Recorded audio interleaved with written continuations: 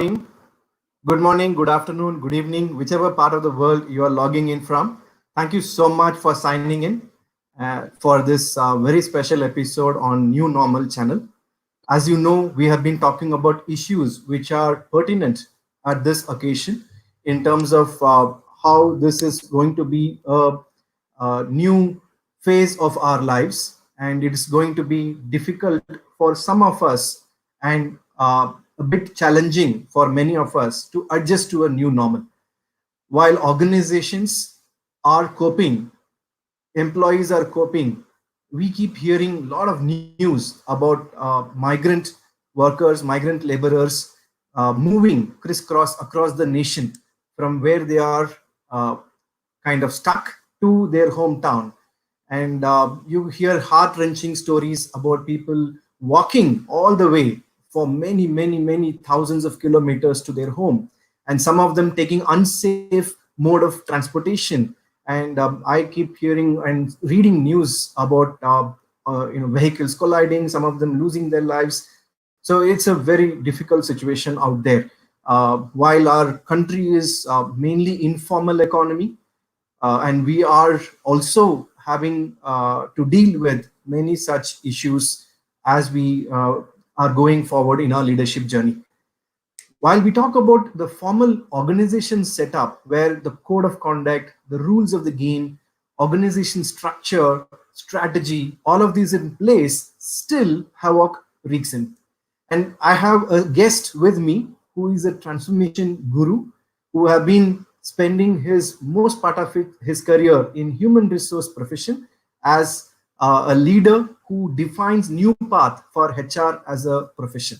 I'm talking about Mr. Prabir. Please join me in welcoming Mr. Prabir. Thank you so much, Prabir, for joining this show. It's a privilege and an Bhaskar, honor to have you with us. How are you doing, Prabir? very well. Thank you for inviting me. It's a pleasure to be on your show. Yeah, and you have been a CHRO who always taken the organization which you are part of to top 10 great places to work. And you also been a key influencer in shaping the thoughts of HR as a profession. And many HR professionals look up to you. And I know when I first met you about 2 decades ago, I think, or 18 years to be more specific, 2002, I still remember when you were in that time frame with Dr. Reddy's. I was part of the foundation handling Correct. the leadership development and competency building for the nonprofit. You were at the helm for human resource function in Dr. Reddy's. Since then, we have been in touch, and I have kept following you throughout the span, from an able administrator to a fellow XLRI alumnus to HR professional. You have traversed a path which I don't think many of us could even dream of. In that light, also you have been sharing your thoughts on YouTube of late as Prabir Insights. One of the YouTube posting that you did few days back caught my attention.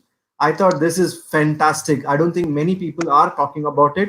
Leaders especially are not talking about it. How to handle organizational catharsis.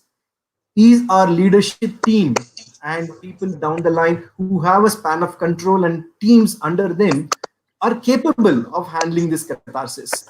That's where we connected and we spoke. I understood it's also very close to your heart. Could you say something about what prompted you to post that video? Bhaskar, delighted to be here again. And, it's been 2 decades since I've known you. And thank you for taking the initiative and bring the agenda and this conversation to many more people.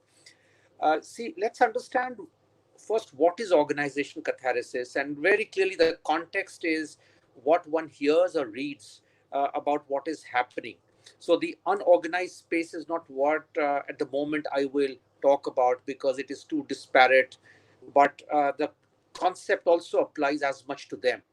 But in the more formal, organized employment or organizational space, I hear almost the same challenge, and it's something which bothers me.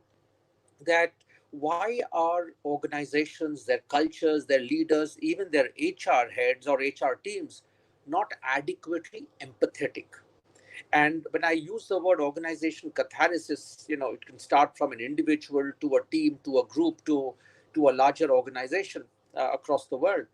But it is really a cultural phenomenon. It's a metaphor that fundamentally believes that self or individual expression, which is emotional, uh, and that state of emotional fragility is something which is an accepted and an unconditional reality to accept and live with.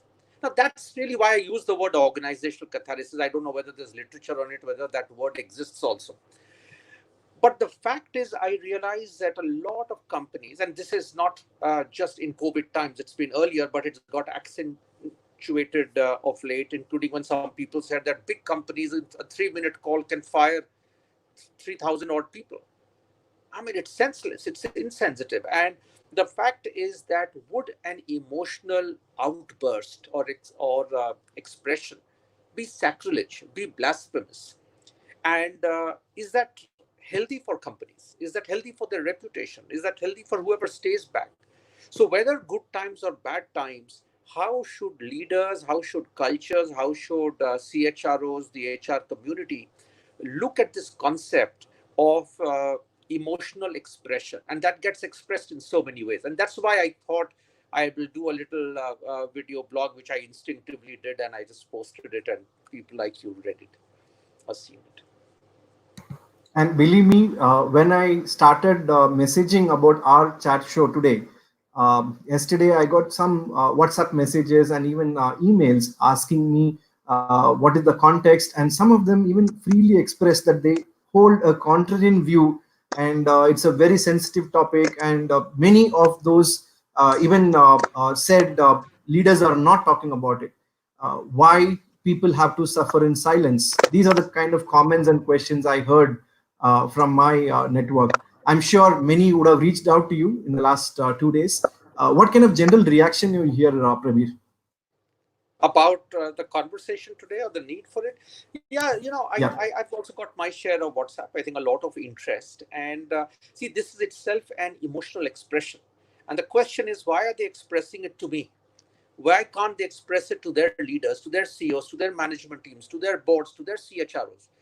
And this is a crisis also within HR. I'll be very honest, because HR also, I must confess, is not growing up, is not showing the courage to surface these issues. And I believe if HR actually stops thinking about self-perpetuation and survival, I think we will do a far better job of grappling not only with this issue, but many other real strategic issues beyond the tactical transactional stuff that we waste our entire life doing. Uh, at the end of the day, Bhaskar, it really about sensitizing leaders. It's sensitizing managers. It's about taking this agenda to the board and talking about it, right? It's beyond an employee engagement survey, right? I mean, it's too trite. And in fact, the employee engagement survey.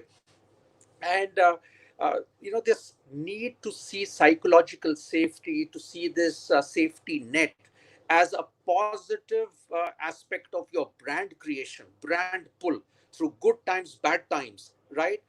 How does that company uh, allow people to do that? And there is curiosity, and I'm sure there is angst. Now, whether it comes out on this show through questions, I don't know.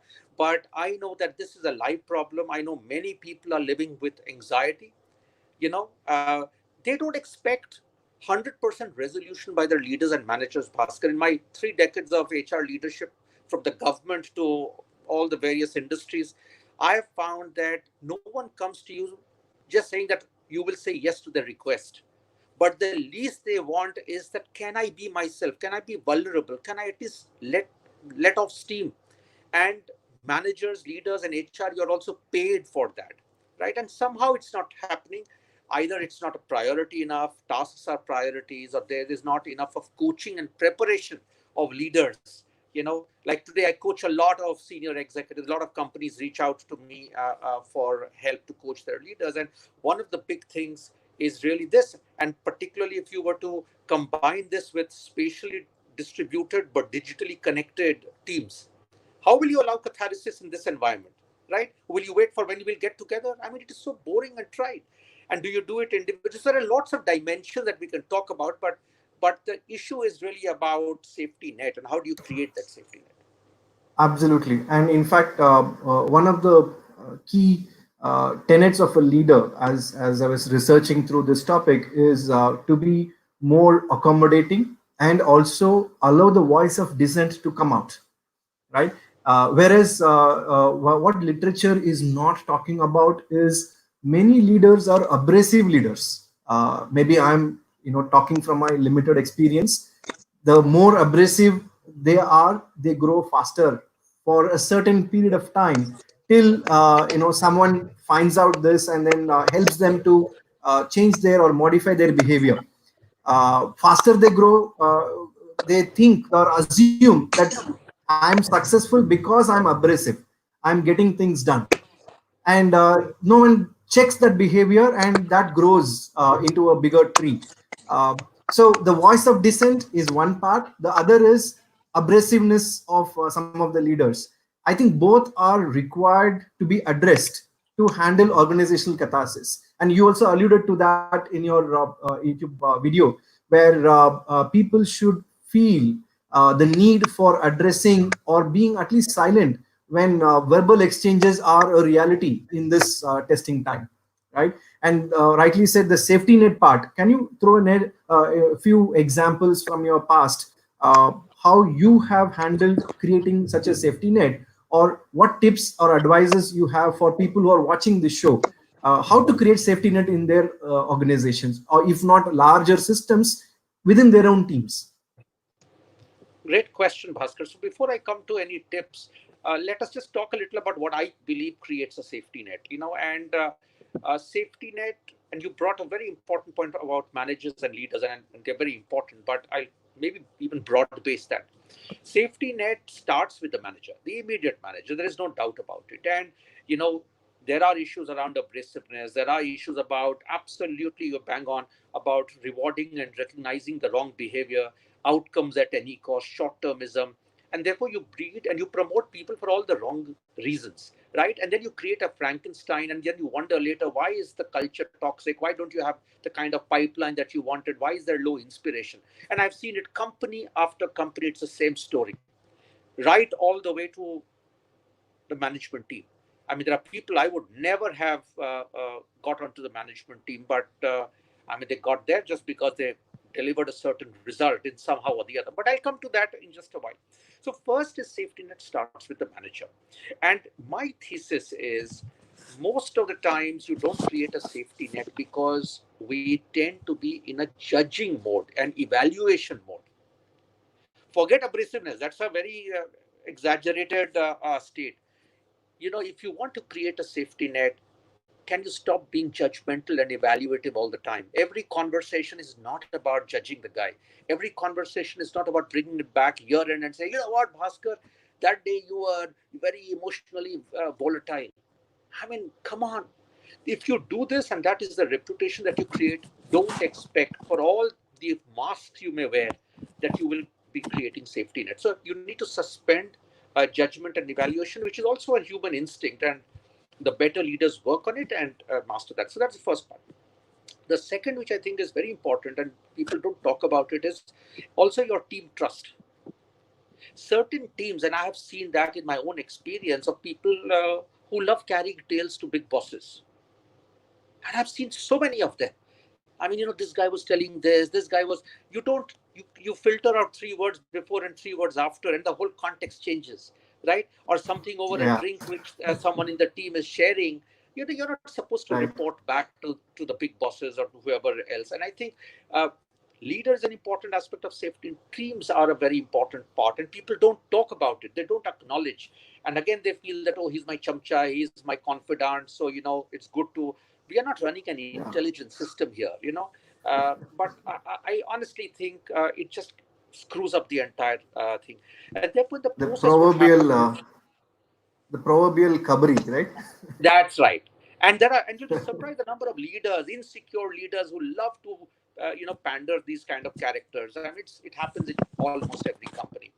The third that I feel is very important is that in this entire process, and the culture in general becomes one where no one trusts. And therefore, everyone is saying what looks good to say, or everyone is keeping quiet. Quiet is read as acceptance, acquiescence, and everyone believes that, any questions, any issues, no one says a thing, so they believe that no one really has a question. And culture is just thrown out the window. And even board members, in my experience, I found don't get this right. Again, they are more left brain, very sharp with their numbers, analytics, etc. But they just don't understand this. So management members, they don't understand this. So forget the middle manager. And therefore, what happens is that even if you run, and this is where as HR, we are guilty. Uh, we run symbolic town halls and team meetings, and we encourage them in good faith. But this is everyone feeling okay does not necessarily mean that you're creating a safety net, because you've never built a reputation where people believe that they can open up with you, because it's not the environment. So that's the concept of why safety nets don't get created.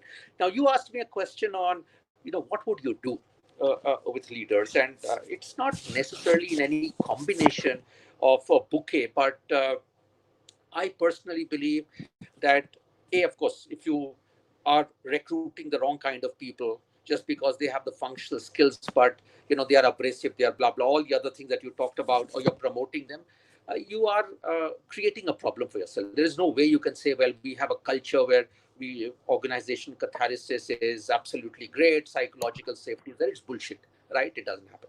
Yeah. But some things, and particularly in this context that we are going through, which has got accentuated. I'm not saying it's only for COVID. It's only got Right. accentuated. First is empathy, right? Hmm. It is not that I want sympathy. It's not that I want resolution, but can you just feel for me? Can you just put yourself in my shoes? That's all. My girlfriend ran away, and therefore my performance this year is bad. I don't expect you to go and get my girlfriend back. You're a great manager, but I don't expect that.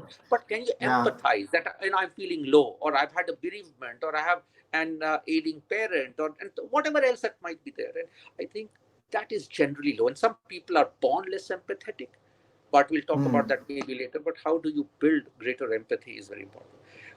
I Absolutely. personally have been talking about a lot, and I've written a lot about what I call vulnerability based leadership, Hmm.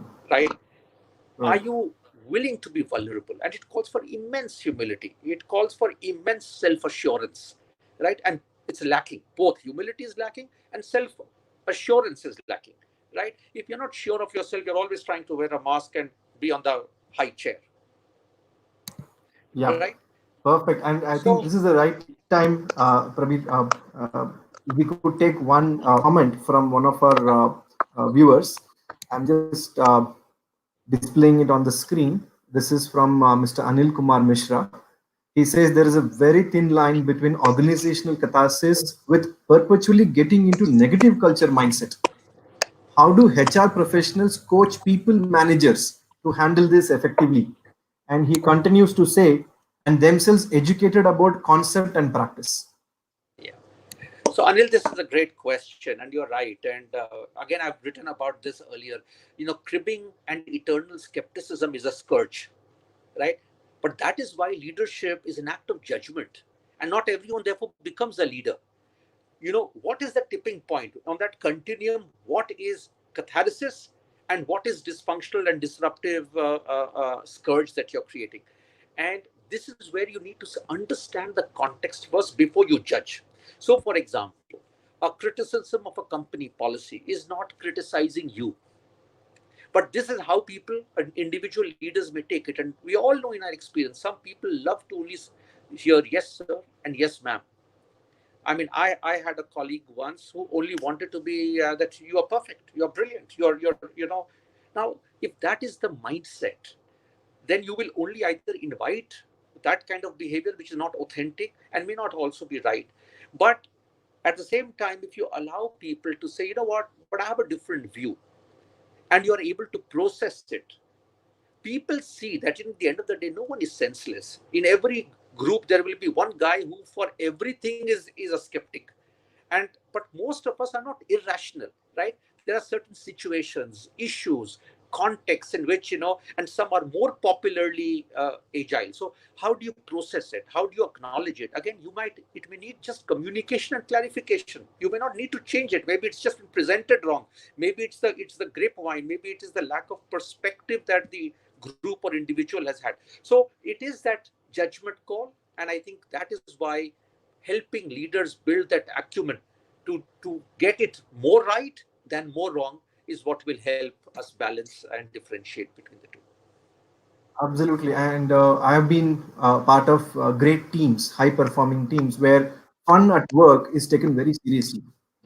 That's another way of catharsis where I could vent my energy, release. I have release mechanisms to Yeah. vent off my stress. There's one more comment and a question from Bala Subramanian. Is there a framework that can be suggested to handle such organizational catharsis?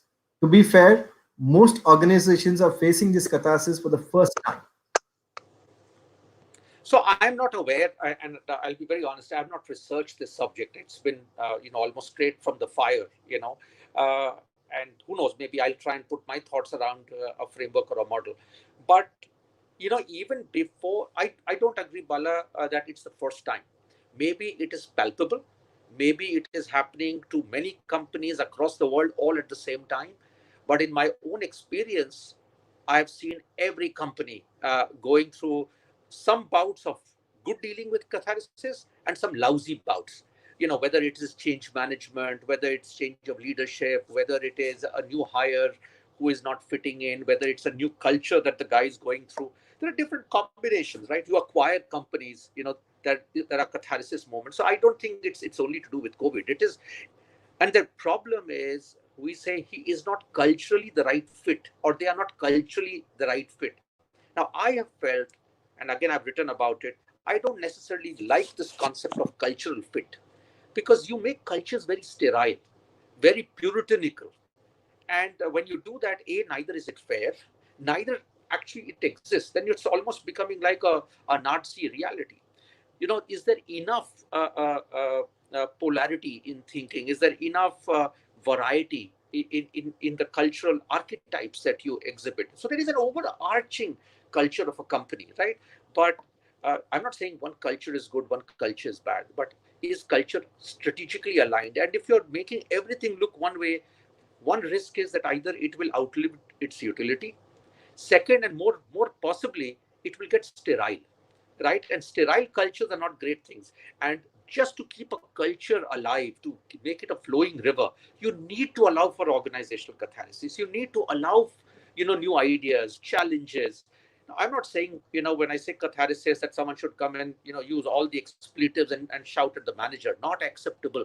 But can the person be allowed to say, what, Prabir, but, I hear your argument, but, I have a very different view and I feel terrible about it. And I think a lot of people feel terrible.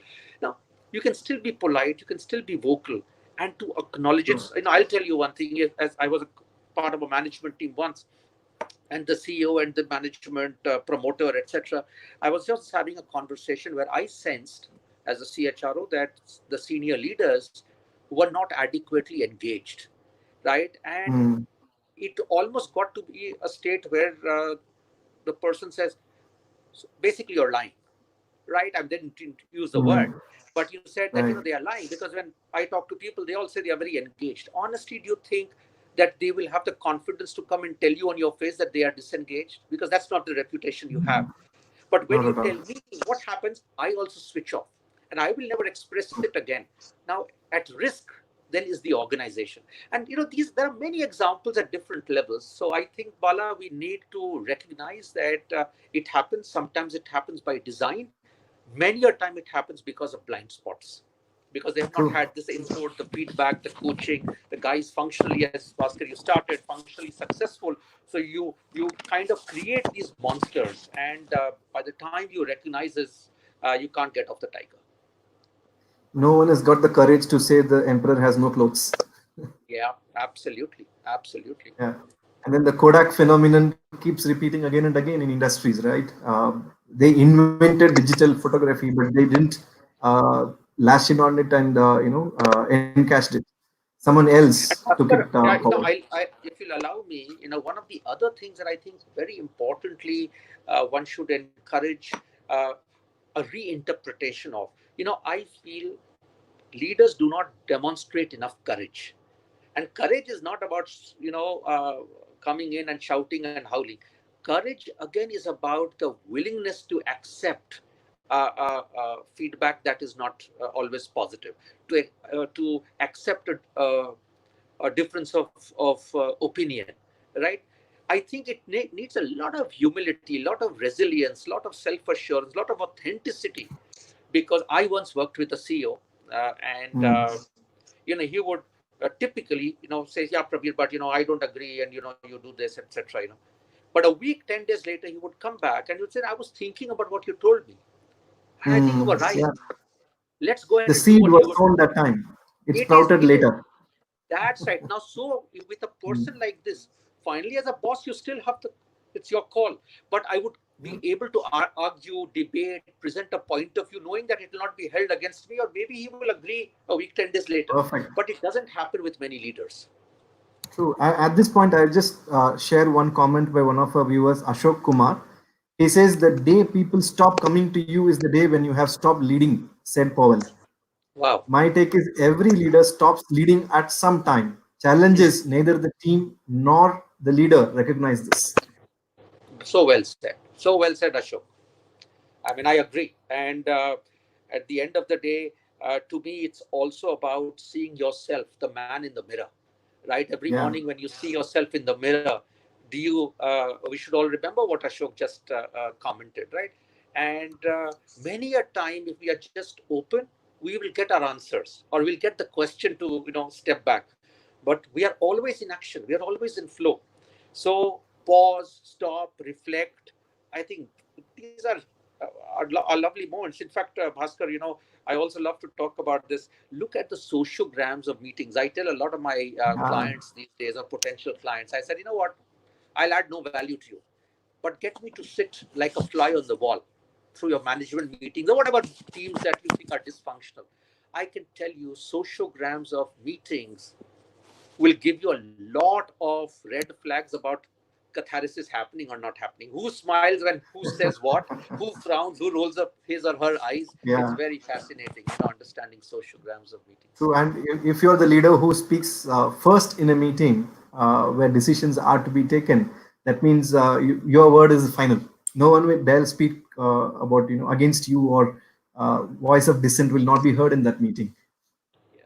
and Yeah. and I do respect and very respectfully admit there are moments of crisis where you cannot be generating alternatives and decision. I understand that. I'm not stupid, but all I'm saying is, can these be more exceptions than the norm? And I think we just need to kind of start looking, and stop looking for picture perfect answers, picture perfect solutions, and demonstrate greater vulnerability. True. And Rakesh Naidu is also agreeing to that. He's saying employees don't leave companies; they leave managers. Hmm. Yeah, yeah. And Yeah. at the end of the day, why do they leave managers? That's the last straw of the camel's back. And I honestly think that when you create an ecosystem where you can also understand better what is individual catharsis and group catharsis, also understand that the person who's coming to me, he's more of an extrovert or is more of an introvert, because the two of them will have catharsis in very different ways. The challenge that I have with leadership in most organizations is they don't understand. It doesn't come in their mind. So you would have heard this, Bhaskar, in your own career, many leaders saying, "Ye mera style hai. This is my approach." So the inability to flex, depending on who it is on the other side, also prevents catharsis. Because unless you draw out the individual, create a context, the time, the space. I mean, if every time you sit on your big chair and have a big power distance table between you and that guy, catharsis is not going to happen. I mean, do you take the guy Yeah. out for a drink? Do you walk with the guy in the park? Do you go across to a coffee parlor and say, I was wanting to have coffee? There's so many creative ways of drawing people out and allowing them to express. But are we interested enough? That is, I think, the big challenge. Right. And also, what skills are needed for leaders in this critical moment? Now they are leading virtual teams, which was not done at this scale anytime in the past. So, what are the skills that they need to look up and start adding to their toolbox? Any So suggestions from your end? yeah, so Prabhu? again, I mean, I don't want to accentuate only the COVID reality, but it becomes even more important. So I have been a very strong believer of leaders getting coached, right? Because not every manager's feedback is necessarily taken positively, because you start wondering, is the guy really giving me a message? So you get closed. But so offering coaching, digital coaching. I mean, I do a fair bit of that these days in response to some of the client requests, because uh, but from a catharsis perspective, I think one of the areas to talk and help leaders get better is to understand the concept of empathy. What is empathy, and why expressing empathy is not uh, uh, uh, kneeling down before the other side, so to speak. Right? There's a big issue. The issue around listening. How do you listen? How do you listen to cues beyond what is spoken, what is not spoken? All the non-verbal cues. And you'll be surprised, Bhaskar, the number of leaders who don't read body language right, who don't read it well because they've never been equipped, right? They just don't get that right. A lot of leaders would do well to learn to ask more open-ended questions, not leading questions, Absolutely. right? Right. So the way you Yeah. ask questions will give you a lot of data, and invite people to speak up, right? So framing questions becomes a very, very important element. Sometimes paraphrasing becomes important. What is Yes. communicated and what you listen, there might be a lot of noise in between, right? And the guy said, but that's not what I was Mm. wanting to say. I was not wanting to tell you you're stupid. But the manager said, oh, you're telling me I'm stupid, right? It's no. So how do you learn the art of paraphrasing? How do you stop judging and evaluating, which is a very human instinct, right? How do you True. coach them to stop? And at the end of the day, allow people time. They're not machines. You can't say, all right, I was given this feedback. Tell me who's feeling anxious. I mean, no one is going to say a thing, right? So they need Yeah. coaching. They need someone to hold their hands. They need to have more patience. They at least need to practice functional empathy, even if they are not empathetic in their true form. Absolutely. But this is a And non you may negotiable. have true, and you may have seen this movie Uri, where there is a famous Yes. dialogue, "How's the Josh?" How's the And I have Josh? seen many leaders take one or two voices as majority, and then they move on. They fail to listen to those few people who's not even nodding or saying anything, Correct. or having a conversation in private with them to say, okay, are you guys okay? I didn't hear anything from you. Is there anything that I can do? So that would go Brilliant. a long way Absolutely. in establishing that empathy path. Absolutely. And And the even other in a one is, even in a team yeah, meeting, sorry. go ahead, go ahead. Yeah, please go ahead. No, I said even in a team meeting, for people who may not be senior enough or maybe more introverted or shy, to draw them out. Yes. See, these are great signals that, Bhaskar, what would your view be? And suddenly, Bhaskar, well, I don't know, I'm not senior enough. I said, no, but I want to listen to how you think or how you are feeling. So, it's Yeah. all about intent. The problem is leaders have to get off their high horse to actually lead. Yes. You don't lead being only Napoleon Bonaparte to battle. You need to get off the horse and learn to walk the horse, and a lot more people will come along with you. When you say intent, another incident in my career comes to my mind. I'll just share it with you and help me. Do you see the same way?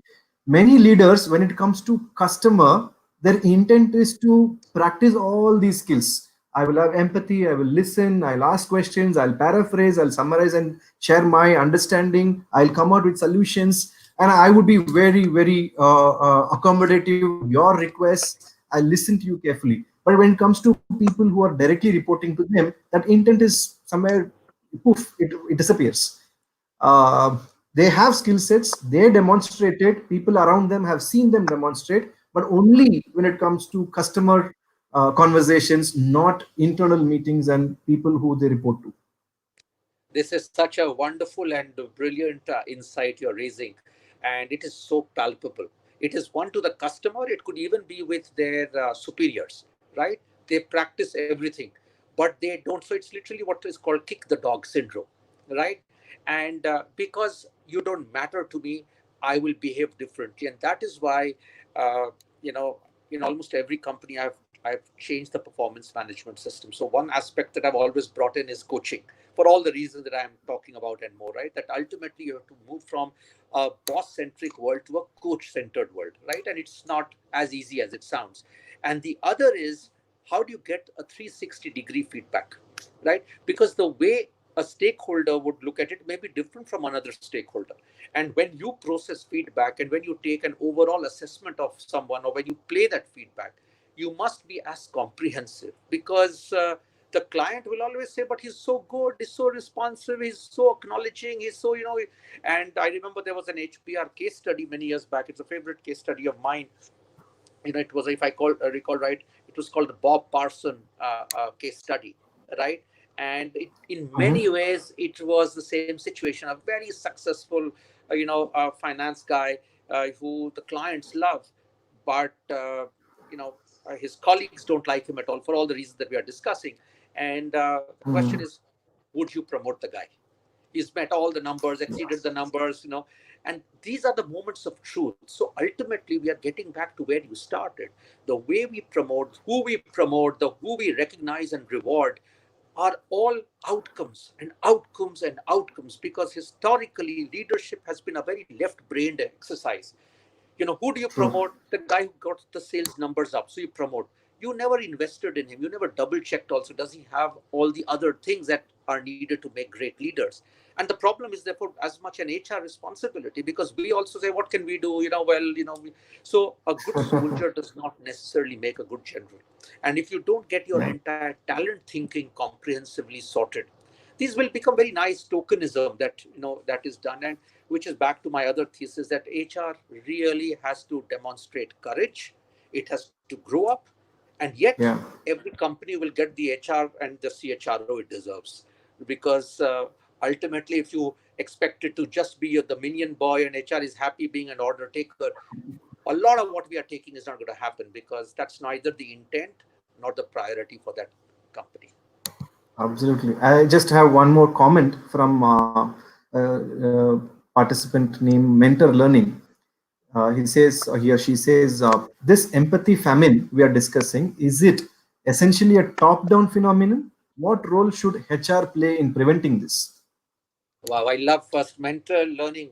I really loved empathy famine. It's your IP, but maybe I'll use it sometime. Brilliant, brilliant, Yeah. excellent. Empathy learning. No, so it gets magnified when a guy is in a higher position. It could be a manager, a senior manager, top manager, etc. Because the implications of lack of empathy are more palpable and manifest and creates risks, right? But that's why I raised this issue at the beginning, that when you create a safety net or a culture of empathy or organizational catharsis, teams become very important. At the end of the day, if the team members don't trust each other, they don't have empathy, right? It is not adequate, even if you have the most empathetic manager, for a culture of empathy, for a great, you don't look forward to going to that team. See, fun at work, unfortunately, and the reason why I have a very different view on employee engagement is, it is not strategic. Employee engagement has almost got downgraded, mutilated, and destroyed as a rangoli and fun at work and all those kind of stupid competition. And HR has loved falling in its trap, right? Family It's a movie very, screening.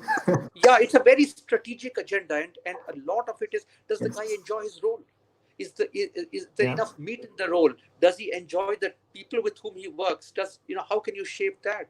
And how does a new guy get accepted in a team which is made of a certain kind? Does it allow enough plurality of expression and experiences? So Yes. it is not just the managers, but the implications are there, but it applies to even the way you and I, as peers and colleagues, relate with each other. So maybe I'm also thinking technology may have played a spoil sport for some of us, because I know when I started my career as a HR professional, I've heard stories from manufacturing sector. where HR managers, great leaders, they would remember every employee's file and they would memorize it, right? They know exactly what the date of joining, what kind of experience or education qualification the employee has got, every other detail, including their kids' birthdays. They would remember and recall just like that, without even going to a computer and draw these, search queries. So now that's missing, and the connect is now transferred as a accountability responsibility to the system rather than to the HR professional. That could also be a reason for this empathy famine, maybe. It is. Let me share with you, if you have time, a story. In my first some years in the government, I was part of the defense ministry, defense undertaking. Many years later, as a practicing CHR, I was invited to the same place to address the officers, right? And I reached the gate, and as a defense establishment, I couldn't carry my mobile phone, and there were other. So the guy who came, I just looked at him and I said, whatever his name was, right? And I said, so and so. And he said, sir, आपको अभी भी मेरा नाम याद है? And then I said, you were supervisor, you were in this department, you were. And he held my hand and he said, so the point you raise is, yes, 30 years ago, I still remembered it, or at least 20 years ago, 25 years ago, I still remembered that name of the guy, and he was touched, right? I think the issue is not just about technology. Actually, technology has enabled it much easier. I mean, I know everyone's birthday when I get up. But the question is, why do I take the lead of wishing and everyone follows, and why someone else never wishes, right? It is back to the world has got so transactional. And I can tell you in the last 1 year, I've experienced it, that people are very transactional. It's not that, if 5 people call up to say, Prabir, how are you doing? Are you still breathing and living? You feel touched. People don't do it. So this matlabi dunya is between the manager and the employee and the manager, the colleague to the colleague. See, that's how the world has unfortunately become. And we have started valuing only a financial or a tangible outcome as this. I think a crisis like this, if nothing else, puts life in perspective, living in perspective. And I don't know whether you're aware of it, but I use this time of connecting. See, I created a WhatsApp group of every HR or communications team that I led in the different companies. And we actually did virtual hangouts with each of these teams. And they're all over the world, but Hmm. just to get together, just to exchange the vibes, just to understand what's happening in their lives. We are not boss and we are not subordinate, but it also allows people to let off steam, to reconnect. And it doesn't Yeah. take time, half an hour, 45 minutes. It's the challenge is, are leaders conscious that a lot of time and hours that they waste are on reviews and micromanaging stuff, which is not their job. They have to Yep. get out of that Agree. way. They have to simplify their lives and focus on what actually you raised are the more important, because who is the guy who does the job? The guy who's actually working. I always say that we want to go 2 levels up but want to do a job 2 levels lower, right? And Yeah. that's the problem. So you become a micromanager, and the bosses like it because they think mera wo KRA deliver kar dega. But you're not in the business of building leadership, and that's the challenge and the Yeah. irony of the situation. I think either we live in one end of the spectrum where we delegate and dump it and forget it, not supporting the team, whether they have skills, whether they've understood the deliverables and so on, or do micromanagement and do one or two levels below our current job. Either ways, it's not helping organizational catharsis. I just want to display one other comment, Prabir. Diksha, she says organizational catharsis has two elements. Culture is a softer yet complex part, and the other is systems, process, policies. How should the combination of two be used? Yeah, great question, Diksha. So at the end of the day, system, process, policy, represent the culture and feed that culture. It's only an instrument. No system and protocol and IT gadgets and is going to actually create catharsis. They're only enablers, right? And they must be used smartly. So for example, even if you were to do town halls, our town halls check off events. I've been part of many town halls, management webcasts in my career. some of them I myself felt were getting ritualistic. Nothing was actually happening. People weren't asking questions. You were rattling whatever you wanted to do as management. That doesn't help. So ultimately, what will help is first to be clear on what's the culture you want to create.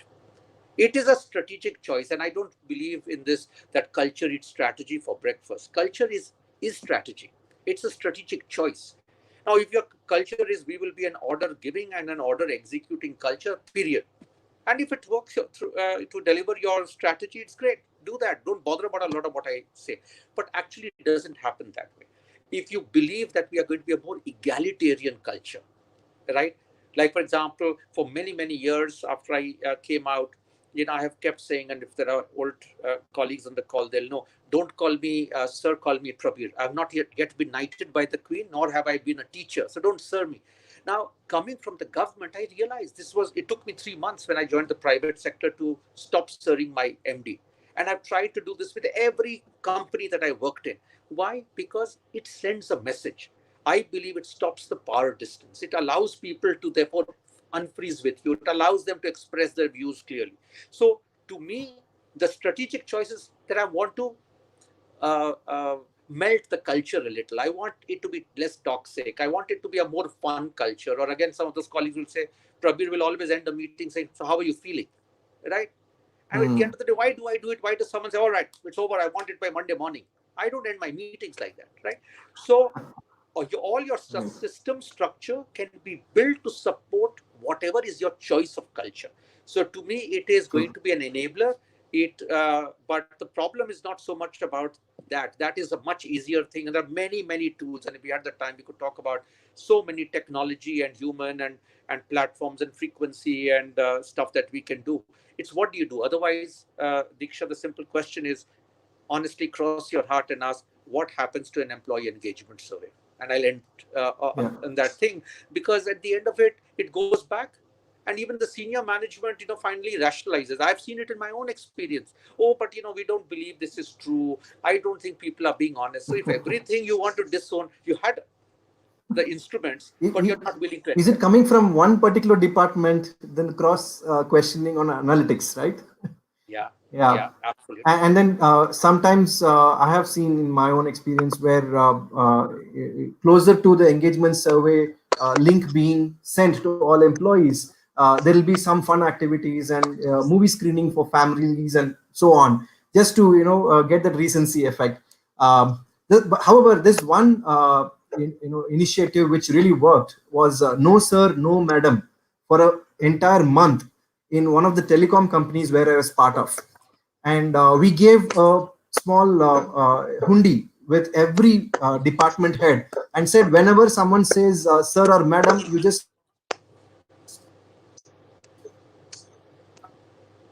put in 1 rupee, ask them to put in that hundi. At the end of the month we will collect it. So they all thought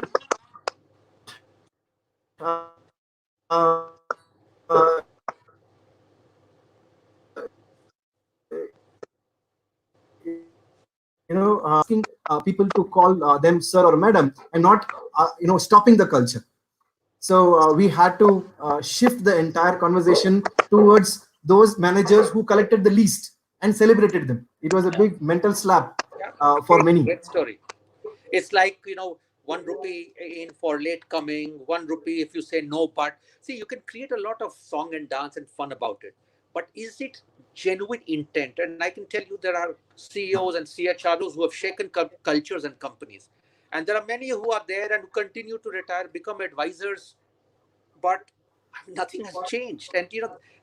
But unfortunately, these are the guys who survive because they manage the top and they kiss the dog. So this it's finally about intent and honesty and authenticity of what you want and what you really want to practice. I'm also conscious of time, Prabir. I have lots of questions and comments. I will just post the next one, which is very relevant in these times. It's from Yeah. Kaushik. Dear sir, how do you think the upcoming leaders, millennials, will indulge the thought of catharsis? I think they do it by the second. I mean, if I see my children also, I have the same experience, and they don't give a shit, literally. Dad, don't give me your HR shit, right? So that's how your employees are going to be. And COVID might create a temporary setback, but I am a very firm believer this new generation is going to be more the gig world. They will follow their heart. They will do what they want to do. And leaders have to change their leadership. Companies have to change their culture for them, not the other way around. To expect that they will get policed into your ecosystem and culture. I mean, unless the guy is an average mediocre who just wants to survive, then it's another thing. But otherwise, as a generation, they are much smarter. And I think great leaders, smart leaders will allow real time catharsis and learn not to take everything too hard, and say, but boss, stop being a dude, I mean, that's not, so even the language is going to morph. And sometimes I'll be honest, I mean, even at home I struggle, but I have over the years said, but that's the way the kids are going to be. There is no point trying to force them to say Puja Pitaji Sadar Pranam. It's not going to happen, right? So the ability to flex, the ability to change with times, the ability to morph yourself for others, which is back to that issue of vulnerability, agility, courage, humility, right?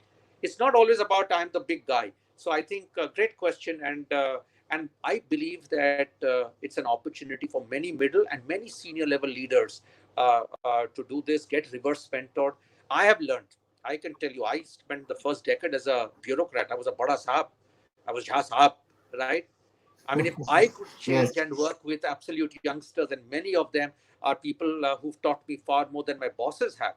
I mean, I can confirm that anyone can change, provided you keep your head on your shoulders and your heart is absolutely free of malice. Well said, Praveen. Excellent. I have the next question from Anchal. How does one perceive the unsaid feedback that's coming, usually through more of introverts in a team or organization? Okay, so Anchal is an ex-old colleague of mine. So hey, Anchal, good to hear, and he's joining in from London. So, so introverts. First, you have to acknowledge that introversion is no crime.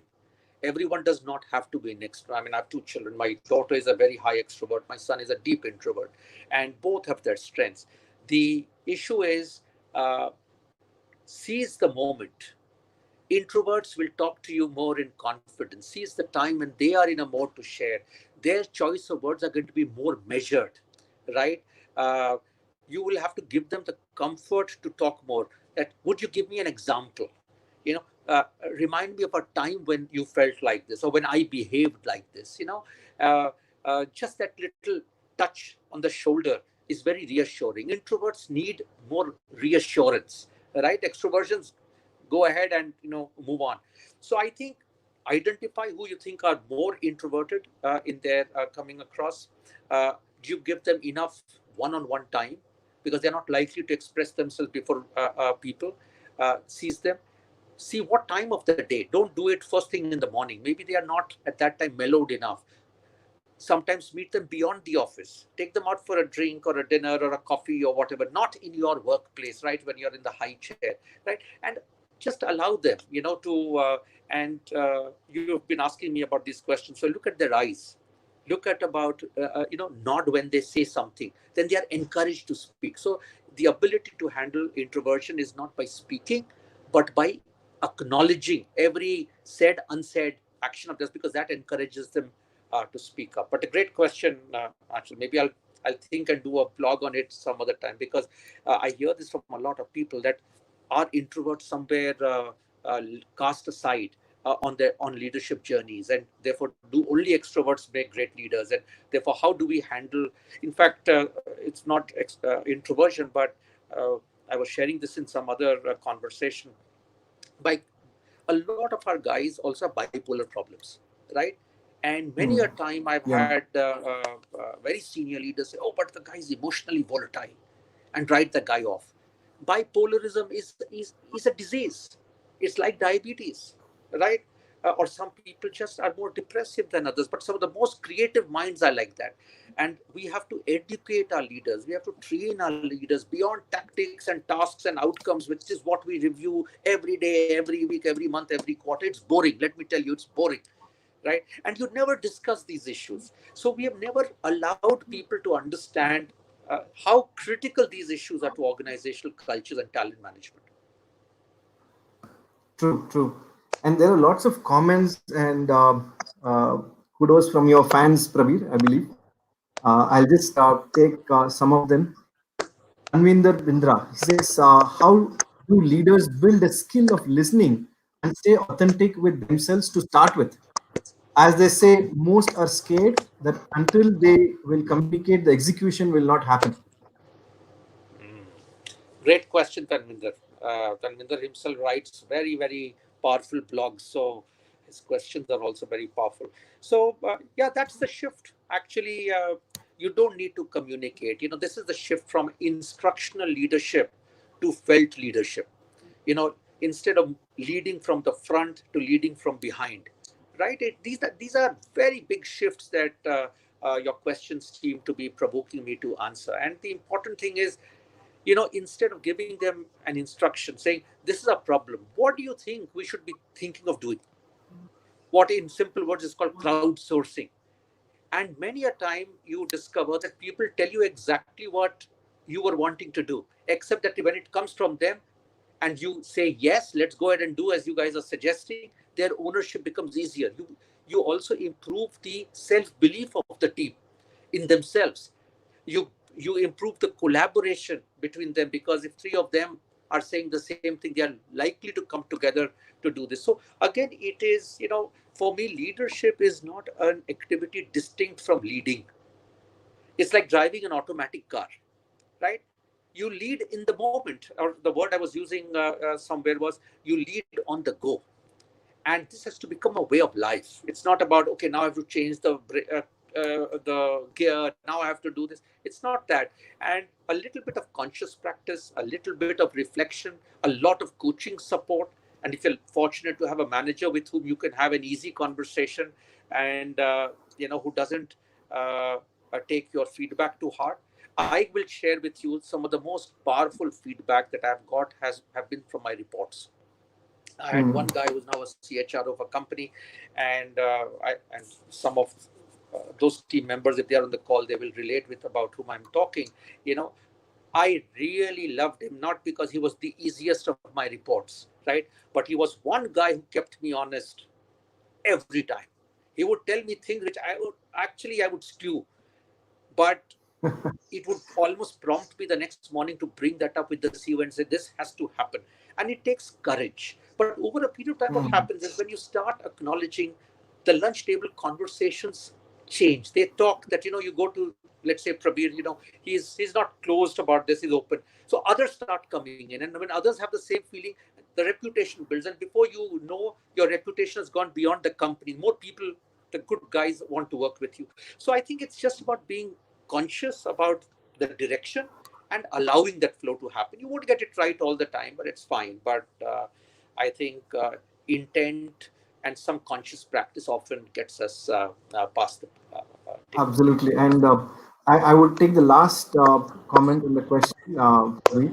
It's from Mr. Subrato Mukherjee.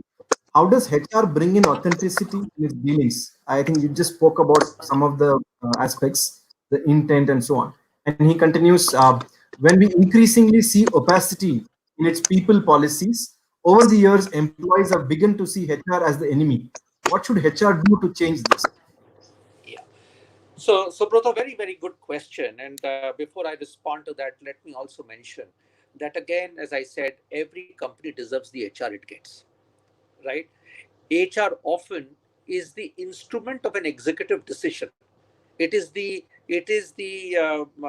fall guy, so to speak, right? In many cases, right? So people think that HR has released the policy. Maybe it's the CEO who's doing it. Maybe it is the management which is doing it because it's coming. And many a time people don't see the difference. They don't understand.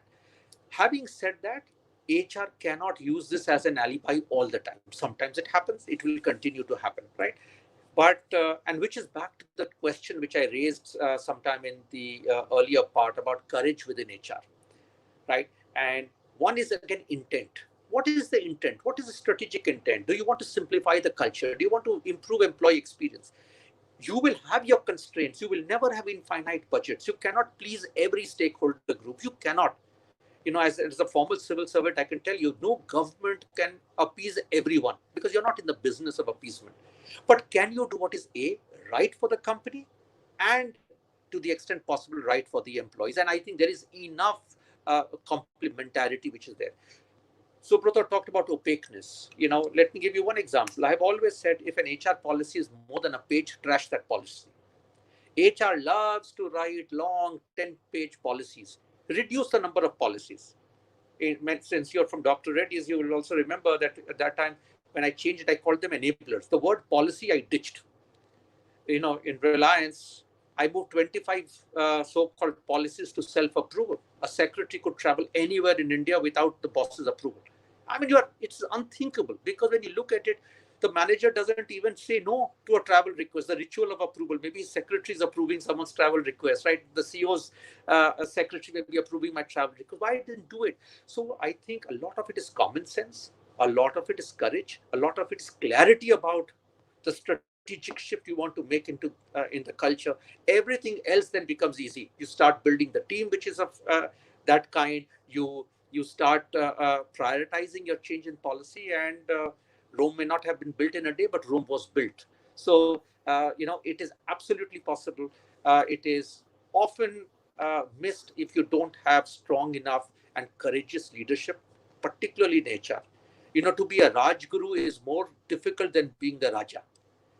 And many people want to just Absolutely. survive and please the Raja and hang in their years and then get a post-retirement sinecure. And that is why HR doesn't build that confidence of being able uh, to to wear the multiple hats it has to wear, and therefore opaqueness, Absolutely. therefore bias, therefore we have always done it like this, or so and so had decided it 20 years back. Yeah. It is all that is bullshit. So great question, Subrata, but live on hope. There are people who are trying to make this a better place, including you. Perfect. Perfect. And as you rightly said, Prabir, HR cannot stay in the sidelines and say, "I did not create this policy. It was given it to me to hand it down." That's not the space that people expect HR to be in. At the same time, they want to keep the system honest and stay relevant in the times that are coming in. Absolutely. And trust building, many people say trust comes through intimacy. And a great friend of mine, a coach of mine, who taught me how to pronounce intimacy, he says, "Into me you see." Right. So with that, I thank you for your time. It's phenomenal amount of insights you packed in this 1 hour. Thank you so much for your free flowing conversation. You picked a lot of personal examples to drive home your thoughts. As always, it's a very insightful conversation, Prabir. I wish we could do much more today on this topic. It's a very relevant topic in these times. I'm seeing lots of people are sharing their comments in gratitude to your sharing of experience. Thank you. Thank you so much, Thank you. Prabir, for spending time with us. Any last parting comment on the leaders who are there on this call? How do they influence the system and start looking at it with fresh pair of eyes so that they can make some small changes but significant shifts? I will just leave with one line that I have, which has been my mantra in life through all my highs and lows, through all my tough moments. I've and some of them may have heard it earlier. I said, lead a life of convictions, not consequences. If you lead a life of conviction, the job will come and go, but you will do the right thing. You will bounce back. You will go on to bigger strength. But if you're going to lead a life of consequences, of survival, of your little bonus and increments, you will lose credibility. And there are many such people who are in the world. You'll never make a mark or a difference. You may possibly have little more money in the bank, but leadership, respect, inspiration, legend, that you'll never be. So just do that. Lead a life of convictions, not consequences. Thank you. With that powerful Thank you, note, we Buster. sign Thank off. you. Great questions. Thank you, everyone, for joining the call. Stay in touch.